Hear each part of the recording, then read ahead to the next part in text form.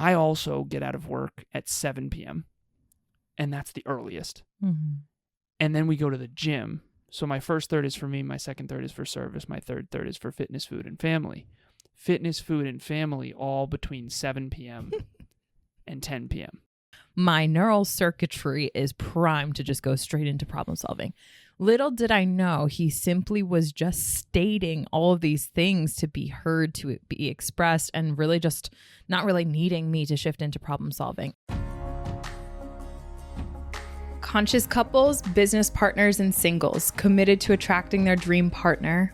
Welcome to the Conscious Couples podcast, where we share our life, love story, and combined relationship expertise to help you create and consistently cultivate the most magnificent, intimate relationship possible. Never again will you feel hopeless and alone in your intimate relationship challenges. Having accumulated thousands of hours coaching conscious couples and individuals all over the world, as well as starting and growing a global business together, Alan and I are here to guide you in all things relationships. Thank you again for tuning into the one place where it's not about you or me, it's about the we. Conscious couples and individuals, welcome back to the one and only Conscious Couples podcast. Today, for episode number 136, a secret to living together better. A secret to living together better. We have a very special one for you today. Before we jump into this episode, I want to give a shout out to Next Level Podcast Solutions for producing this show and almost 50 others. I'm not sure at this point, it's growing. If you want to start, grow, scale, monetize a podcast, we are here for you. Please reach out. We will help you in any way we can. Personal growth, personal development, self-improvement, all things mental health and personal development. I said that twice. As always, my love, what is your intention for today's episode? My intention for today's episode is to help our listeners, if they are living together, to live together better, to live better together. Both of those things. What about those listeners who are not living together? Of you who are not living together, it is living by yourself better so that you can be together better. And or when you have sleepovers, this can be relevant as well. Yeah, for sure. Which we will get into. Okay, so the origin story of this, we have a worksheet. People love that type of origin Worksheets. stories. Yes, of course. We have a worksheet. That's how every great story starts. And that's how every episode gets clicked away on. So we have a worksheet called the 25 Conscious Love Languages. It's awesome. And that will be linked in the show notes. Free downloadable resource. Click it or tick it. I'm kidding. Just click it. Check it out. I'm going to give you a high level of this. Most of our listeners know this, but for the new listeners, it is 25 conscious love languages that Emilia and I have curated and created over the last 4 years of coaching couples. Mm-hmm. And on the left column is partner one, on the right column is partner two. And what you do is you go through that worksheet, many of our listeners have, and you rate from 0 to 10 the level of importance of each of the love languages. For example, health and fitness is on there. It's one of my favorite ones to use. 10 out of 10 for me. Health and fitness is so important. In past relationships, I had a partner who health and fitness was probably a 2, and for me it was a 10, so that was a point of contention in our relationship. That's an 8 delta. Mm-hmm. 10 minus 2 is 8. That's a big gap. So most likely you and your partner are missing each other. Okay, what is the point of all that with this episode? One of the love languages that Emilia and I curated and created over the last 4 years is lifestyle preferences. When we started living together, we started to realize, holy crap, that's totally one of the love languages, which is different things that really matter to your partner when it comes to living together. A lot of people joke. We were joking last week, I think, on the episode about how we have a couple that we coach that said they wanted to create a t-shirt that said, I got divorced because of dishes. And the reason why that would be so playfully funny is because there's no couples who don't have some sort of challenge around the dishes usually. It's been one of the common things. Remember, it's always deeper than the dishes. That said, so Emilia and I created a little activity that we did right before this episode. I want to add a comment on that. Last week, Bianca, my business partner, and I at Evolve Ventures, we had gone through in group coaching a safety assessment. And one of the reasons why it often is a big rub when it comes to relationships is because oftentimes what feels safe to me when we live together, I'm trying to bring that standard, that lifestyle preference into the relationship.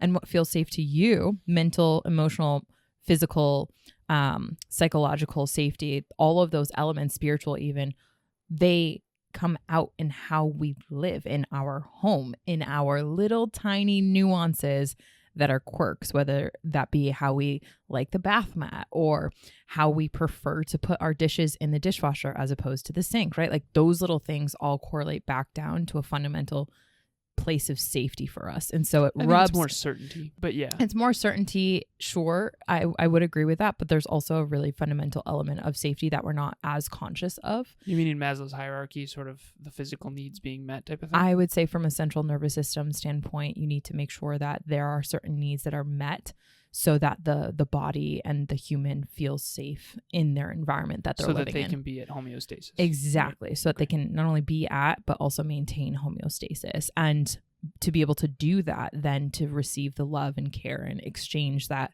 relationship building is really built upon. So yes. So why I mention that is because all of that turns out into the lifestyle preferences. And so while you might not think it is a big deal, it rubs you because it ties back to these safety elements. Yeah, of course. It's never about the dishes. It's never about the bath mat. It's never about the bowl or the way in which it always ties back to something fundamental that's much deeper. That's not what this episode is about in particular, though. But like, and it's so interesting because Emilia and I always go to the root and we don't usually stay in the fruit. Mm-hmm. So if you want to change the fruit of the tree, you have to change the root, because if there's something toxic in the root, most likely you won't have any fruit type of thing. Mm-hmm. This is going to be one where we're just picking the fruit. Let's rock and roll. Let's pick the fruit. All right. So Emilia and I, prior to this, we like to lead by example always. You're on the love train. We want to be as in love as humanly possible. We want to be the best versions of our me's and the we, the relationship. And so we want to lead by example. So we each wrote 3 lifestyle preferences that are absolute musts for us. Now, remember, these are things you uncover. These are not necessarily things that you know right away. So for those of you who are single out there, conscious singles, this is maybe going to help you wherever you live in your own environment. And then maybe you'll be more aware if you do have a partner over or potential partner over. Mm-hmm. For those of you who don't live together that are in an intimate relationship, this is for the future of either when they're staying over or sleeping over, but also when you do eventually live together, which hopefully is part of the plan. And then the third, which is the one we're mostly focused on, is people who already live together. And these are the things that really you've uncovered over time are really 10 out of 10 important to you. So it's one of those things where we have 25 conscious love languages. We're going to zoom into lifestyle preferences, and then we're going to zoom into each individual's lifestyle preferences. Mm-hmm. Okay. So ladies first, love.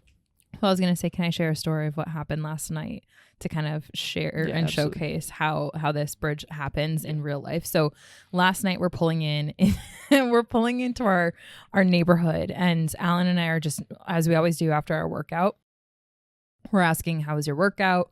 Alan's asking, did you notice any injuries in your body? Because we had leg day. It was a great workout.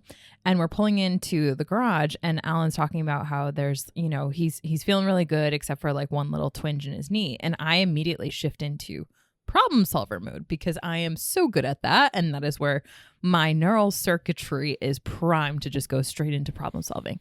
Little did I know he simply was just stating all of these things to be heard, to be expressed, and really just not really needing me to shift into problem solving. And so why that it started to put a rub on our relationship immediately, and we sunk deeper and got curious about that, because ultimately he had said, I don't feel like I'm being seen and how I need 1 hour of R&R. So your problem solver though went into, I would be open to do mobility with you tonight. Right. That's what. And in my head, it's like, honey, it's 8:40 at night. Yeah. We haven't eaten yet. We're going to be in the bedroom at 10. Mm-hmm.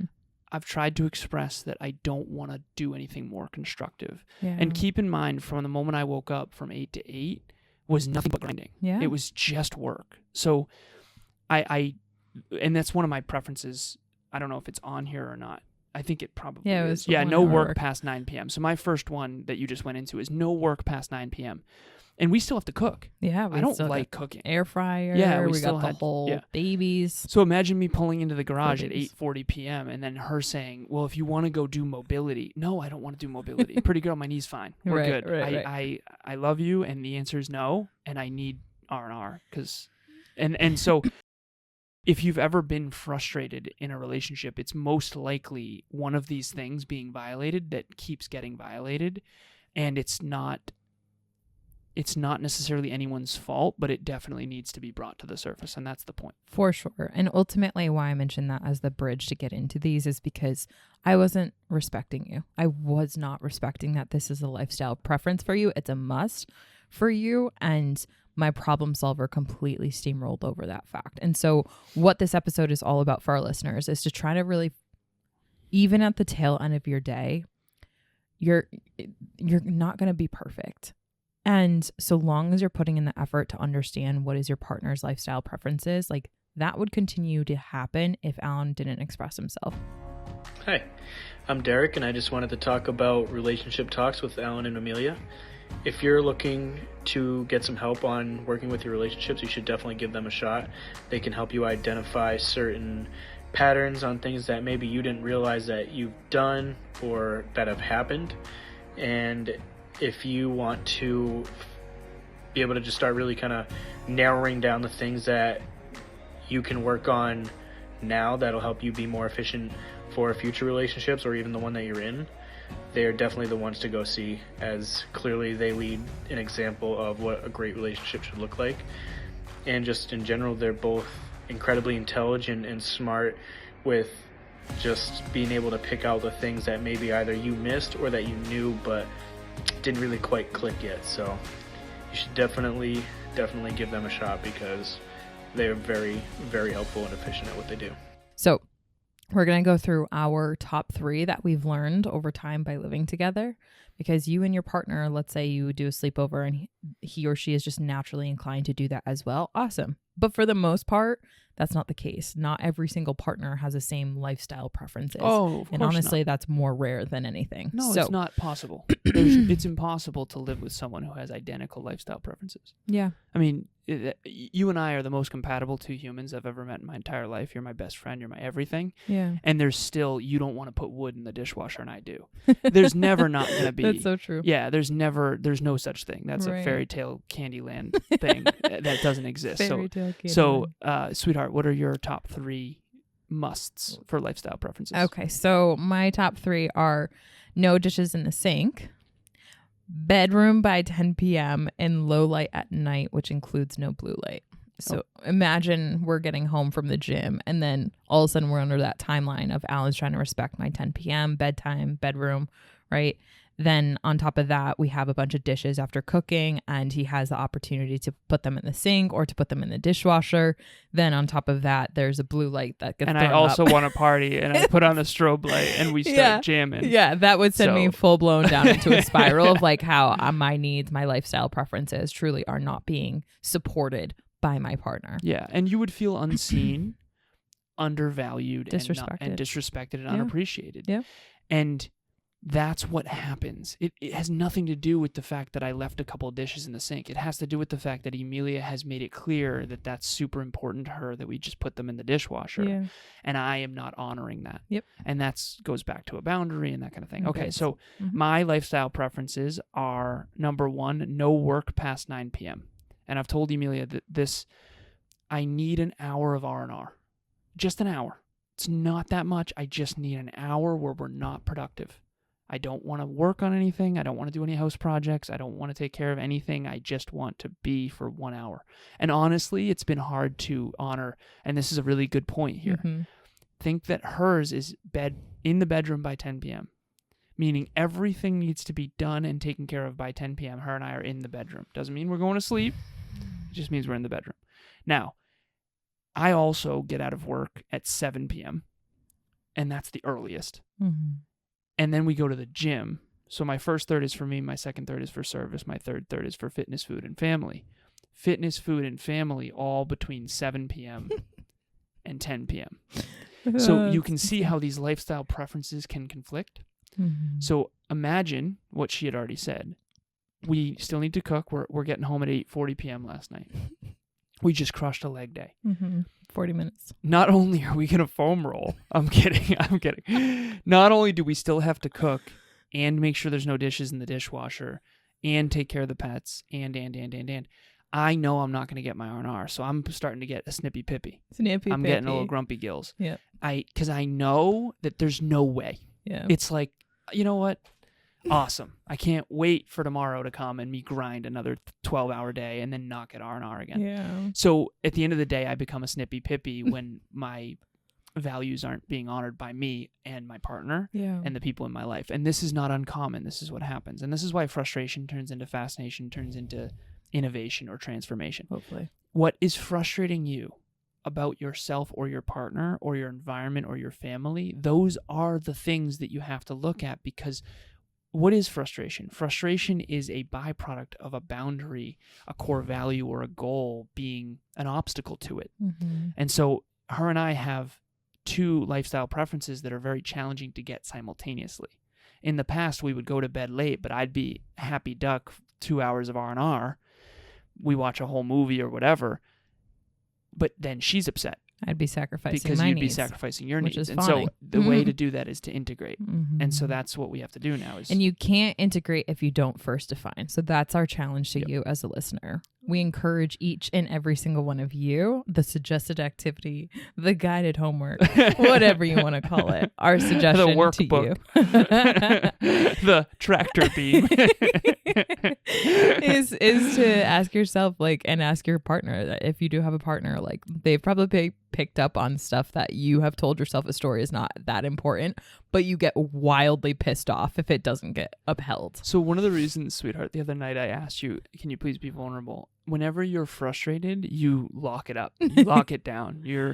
I don't want anyone to know I'm upset. It's obvious in your energy. Yeah. And one of the reasons why I want to understand why you're frustrated is because if there is something that I can, because in my head it's, okay, I've obviously infringed upon some value. Mm-hmm. Something is off. Is it me or is it not? Either way, I want to support you in your core values and your goals. And I can't do that if I don't understand what the root cause of your frustration is. Right. And so I'm kind of a scientist studying you in that. And that's why vulnerability is so powerful, because when you actually feel like you can express your frustrations in a safe space, and your partner's now gonna you and not your gonna partner, shun you. yeah, and now you and your partner can work together to actually get those needs consistently met more effectively. Mm-hmm. Now realize this is never going to be perfect. You're still going to have tough days, but at least you can have the humility, courage, and vulnerability to work together and grow together, not apart. Yeah. All right, so the last three for me, because we got to jump, is number 1, no work past 9 p.m., which AKA 1 hour of R&R minimum, unless you want to hang out with Snippy Pippy. Number 2, no pets in the bedroom during sleep. That's been big for me. Emilia loves snuggling with the pets, but they wake Daddy up. They do. So many times. Yeah, they little kneading on my back, and they wake me up all throughout the night. So no pets in the bedroom during sleep. Number 3 is nothing superfluous. This one I didn't tell you about. I can't stand useless shit. I know. That's so true. I want nothing superfluous. So we have too many cups. So Emilia loves keeping jars. I keep jars for my plants. Yeah, and we siphon some of them for drinks and cups. So now, and last night goes, why do we have so many jars? I'm like, so many jars. Those are for my plants. Welcome to the jar factory. Yeah, I literally. So, anyways, so there's a book called Essentialism by Gregory McKeon. It's great. That I've gifted to everyone listening. I'm kidding, but please read that book, because ultimately life's overwhelming, particularly in the 21st century. I need to keep things simple to stay sane, and I don't like superfluous stuff. Too many clothes, too many cups, too many plates, too many inessentials. And so ultimately those are my 3. And so Emilia has her 3 and I have my 3. Cute. And this is how you make sure that you grow together and not apart. And so this was vulnerable and courageous for us to share ours. Keep in mind, when you do this exercise, there might be some stuff that comes up that maybe hasn't come up in the past that you've been slowly bottling up until the volcano erupts. So be careful. Which is okay. But just be kind. Be kind. You have to be kind. Do not let the volcano take the island. Because as we're being playful here, it really can be bad when you allow these things to build up over time beneath the surface, and then eventually it does erupt. So anything you want to add, love, before we go? I just want to honor the fact that you have a call soon. So I do not have anything to add. All the love to our listeners, and we would love to have you at our next event our next event is going to be how to not be held back in your relationship. This will be September 19th, 2024. We hope to see you there. The link is in the show notes to register. Also, if you want to do this activity, sit down with you and your partner. If you're single, sit down solo. Write down the top 3 lifestyle preferences that matter most to you.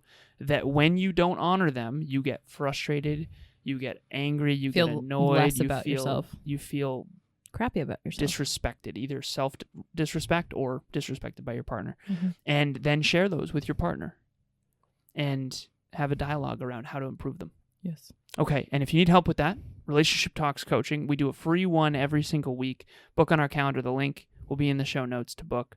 30 minutes, free session. Emilia and myself will help you with these lifestyle preferences. We'll help you work together and grow together, not apart. And as always, we appreciate you. Thank you for listening. It's not about you or me. It's about the we. We'll talk to you next time. Bye, everyone. Thanks for joining us for another episode of the Conscious Couples podcast. We love connecting with the Conscious Couples community, so please make sure you follow us on Instagram. I am at Evolve with Emilia, and Alan is a Lazaros 88. Also, if you or your partner resonated with this episode, leave us a review at the link in the show notes, and please share this with someone you love and care about. Until next time, remember, it's not about you or me. It's about the we.